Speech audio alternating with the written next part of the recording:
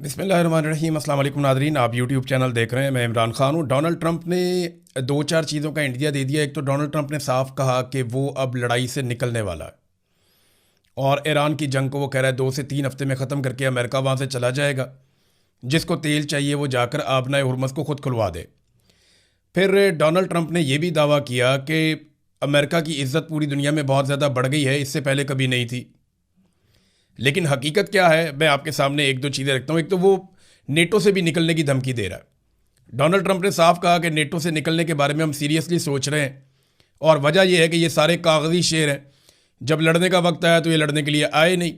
Donald Trump के जो मुतालबात थे वो किसी और नौइयत के थे। लेकिन देखें, एक्चुअली अमेरिका की इज़्ज़त बढ़ी है दुनिया में या नहीं बढ़ी, और अमेरिका इस जंग से निकलेगा तो अमेरिका के लिए बचेगा क्या, वो मैं आपको बाद में बताता हूँ। लेकिन पहले ये देखें, इस वक्त सूरत हाल ये है कि स्पेन ने अमेरिका के फ़ौजी अड्डों को बंद कर दिया और अमरीकी फ़ौजी तैयारों को अपनी फ़िज़ाई हदूद इस्तेमाल करने की इजाज़त नहीं दी। इटली ने भी अमेरिका की मुखालफत की है, फ़िज़ाई हदूद नहीं दी। फ्रांस ने अमरीकी फ़ौजी तैयारों के लिए अपनी हदूद नहीं दी और उनको फैसिलिटेट नहीं किया। स्विट्ज़रलैंड ने भी अमेरिका को फैसिलिटेट नहीं किया, उन्हें जगह नहीं दी। पोलैंड ने अमेरिका को इनकार कर दिया। यानी पोलैंड के अंदर एक सिस्टम लगा हुआ है पैट्रियट का, जो मिसाइलों की बैटरियाँ हैं वो वहाँ पे लगी हुई हैं। ये फ़िज़ाई दिफाई निज़ाम है, ये रशिया के पेश नज़र यहाँ पे लगाया गया। और यहाँ पे जो है वो ये नेटो के ज़ेर निगरानी ये लगा हुआ था। और ये मशरकी महाज जो है यूरोप का, ये उसके लिए लगाया गया था। लाजमी बात है, रशिया की तरफ से वो समझते हैं ख़तरा रहेगा, तो वो अमेरिका यहाँ से निकाल कर लेकर जाना चाहता था मिडल ईस्ट में, अरब ममालिक में। स्पेशली आपको पता है वहाँ पे वो इसराइल को प्रोटेक्ट करते हैं। तो पोलैंड ने इनकार कर दिया, उन्होंने अमेरिका की दरख्वास्त मुस्तरद कर दी। इससे पहले आपको याद होगा कि जनूबी कोरिया से अमेरिका निकाल कर ले गया था फ़िज़ाई दिफाई निज़ाम, और जापान के बारे में कहा जा रहा था, मुझे कंफर्म नहीं है, लेकिन जनूबी कोरिया का तो कंफर्म हो गया था। तो उस रीजन में से अमेरिका ने फ़िज़ाई दिफाई निज़ाम निकाला और वो उनको लेकर चला गया मिडल ईस्ट में इसराइल की हिफाजत के लिए। और अब जब यहाँ से निकालने की कोशिश की तो इन्होंने इनकार कर दिया। इन्होंने कहा जी नहीं, अब ये पोलैंड का अकेले का तो इनकार नहीं है, ये तो यूरोपीय यूनियन का इनकार है।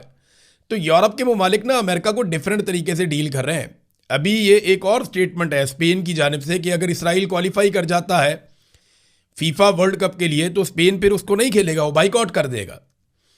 कुछ और यूरोपीय ममालिक से इसी तरह की आवाज़ें आ रही हैं और ये बातें सिर्फ डोनाल्ड ट्रंप की वजह से हो रही हैं। एक तो ईरान के लिए मुश्किलात पैदा कर दी, उनकी भी फीफा की एक टीम है वर्ल्ड कप की, अब अमेरिका में वर्ल्ड कप होने जा रहा है और अमेरिका में 7 दूसरी रियासतों में और उसके अलावा कनाडा में ये वर्ल्ड कप वहाँ पे खेला जाएगा फुटबॉल का। तो उसमें अब टीमें जो हैं वो गुरेज कर रही हैं और इस तरह की बातें सामने आ रही हैं जब चंद महीने रह गए हैं फीफा वर्ल्ड कप में। ये दुनिया का सबसे बड़ा स्पोर्ट्स का एक इवेंट होता है, पूरी दुनिया की तवज्जो फुटबॉल वर्ल्ड कप की तरफ होती है। तो इसमें जो डोनाल्ड ट्रंप ने किया यूरोप के साथ, ये यूरोपीय टीमें हैं जिनकी तरफ से मज़ीद इशारे मिल रहे हैं। यानी जो नॉर्वे, स्वीडन, फिनलैंड और डेनमार्क, इनके साथ किया अमेरिका ने, और जो ग्रीनलैंड लेने की, उसके ऊपर कब्ज़ा करने की जो धमकी दी, फिर जैसे टैरिफ लगाया अमेरिका ने इन सब के ऊपर और जिस किस्म की धमकियां दी गई, तो वो यूरोपीय टीमें भी अब सोच रही हैं कि जाके खेलना है या नहीं खेलना। तो खेल के ऊपर भी असर पड़ रहा है।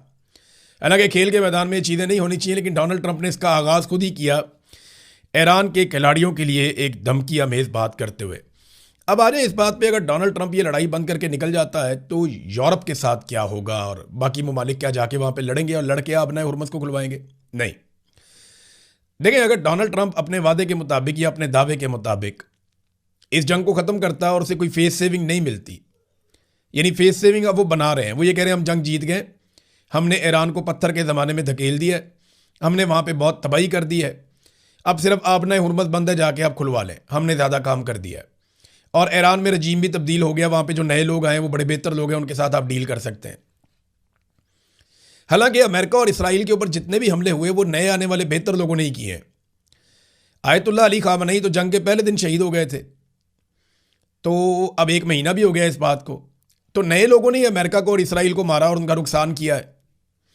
अगर अमेरिका निकल जाता है और लड़ाई बंद हो जाती है तो यूरोप, अरब ममालिक, चाइना, रशिया, ये रूस के साथ बैठ के बड़े आराम से आप नए हुर्मस को खुलवा लेंगे नई शराइत के तहत।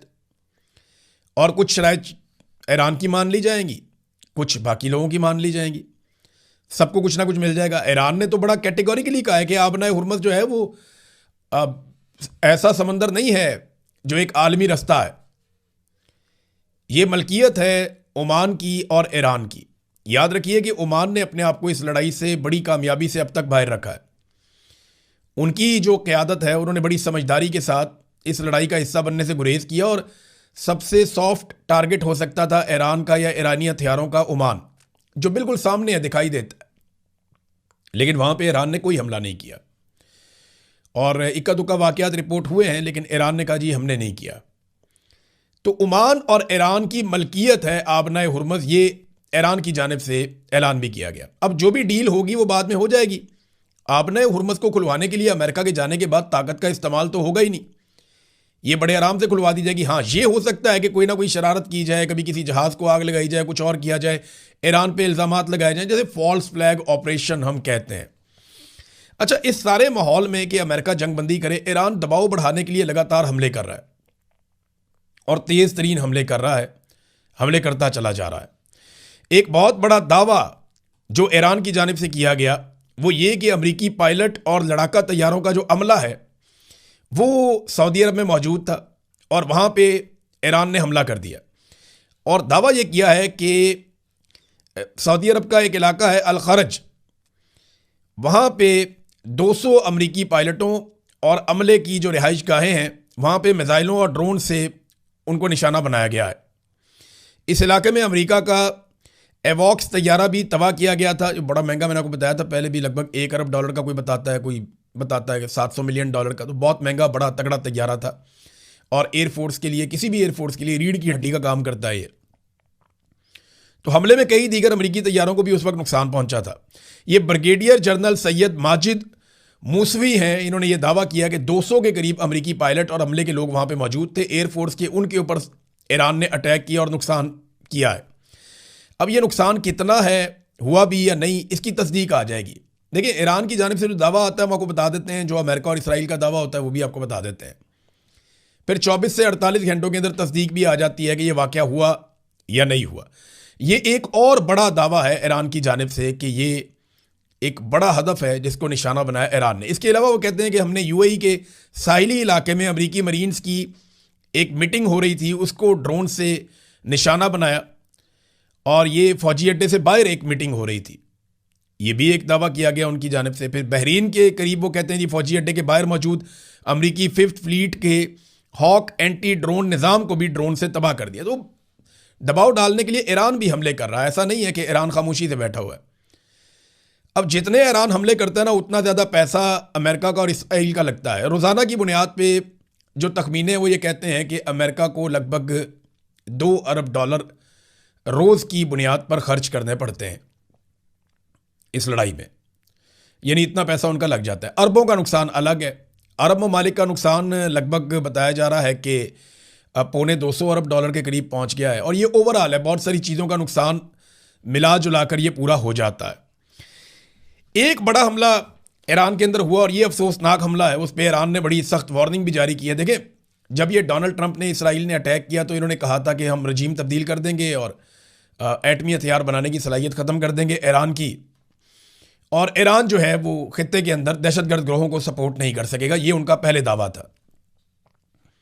लेकिन फिर कभी बच्चियां कत्ल हो जाती हैं, कभी सियासी लीडर कत्ल हो जाते हैं, कभी मजहबी पेशवा कत्ल हो जाते हैं, और अब मामला यहाँ तक आ गया कि तवानाई के मराकज़ के ऊपर हमला शुरू हो गया, पावर स्टेशंस के ऊपर हमले शुरू हो गए, अस्पतालों के ऊपर, स्कूलों के ऊपर, यूनिवर्सिटीज़ के ऊपर अटैक शुरू हो गए। और अब ये हो गया कि जो जान बचाने वाली अद्वियात है उनकी फैक्ट्रियों के ऊपर इसराइल ने या अमेरिका ने हमले कर दिए। अब यहाँ पे जो तस्वीर और वीडियो है वो बाकायदा जारी कर दी गई है कि जहाँ से सप्लाई दी जाती थी जान बचाने वाली अद्वियात बनाने वाली फैक्ट्रियों को, उस मरकज़ को निशाना बनाया है और ये इल्ज़ाम लगाया गया इसराइल और अमेरिका के ऊपर। और सैयद अब्बास अराक्ची जो वज़ीर ख़ारजा है ईरान के, उन्होंने इसके ऊपर एक स्टेटमेंट दिया और उन्होंने कहा हम मज़लूम फ़लस्तीनी नहीं हैं, अभी ज़रा ठहर जाओ, सज़ा के लिए तैयार हो जाओ। ये ईरानी वज़ीर ख़ारजा ने इसके ऊपर एक तंबीह जारी की है कि हम इसका जवाब देंगे, ऐसा नहीं है कि इसका जवाब आपको नहीं मिले।